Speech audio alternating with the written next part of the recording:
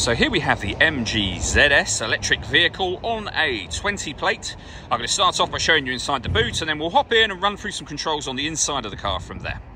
As we approach the back of the car, you can see we have reversing sensors, plenty of boot space as well, along with that 60/40 split folding rear seat should you wish to increase this space even further. And then what you can see there in the boot is the charging cable for the car as well. Okay, now that we're inside the car, we're going to start with the dials. Over on the left-hand side, we have the speedometer for the car. On the right-hand side, we have the rev counter of sorts. It will show you how much of the power you are using in the car. Beneath that is the battery charge level. So you can see at the moment it's full. In the centre, we have the main trip computer, which includes the total miles for the car. They are 15,217.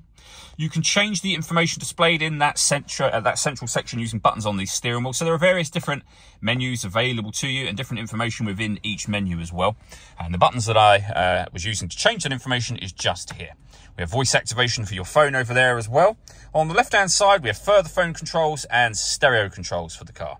The stereo itself is over in the centre just here. It's all touch screen, so you can see, for example, we have Android Auto and Apple CarPlay available once you've connected your phone, of course. We have satellite navigation in the central section just there. We've got a video showing how the sat-nav works, which you can find on our website and also on our YouTube channel as well. So well worth checking that out when you have the time. As you can see, it's still loading up at the moment, having just started the car. But it's a very easy system to use. Once you've accepted this, you're then into the satellite navigation itself. Now, to get back to that main menu, just press the button in the center of what is the volume control just here. And you can see we then have your audio options. So DAB, FM and AM radio available to us. Plenty of ways to listen to your music overall in this car then. Working our way down from that, as I say, we have the main volume for the stereo. Down the bottom here, if we turn the fan speed on, we have the air conditioning for the car. So you can adjust the temperature with this dial here, the fan speed over there, as you just saw. This button will turn your air conditioning on or off. So it's on when that light shows, or back off again. You can recirculate the air that's in the car. That's a great way of heating it up or cooling it down quickly. Depending on the temperature that you set, of course.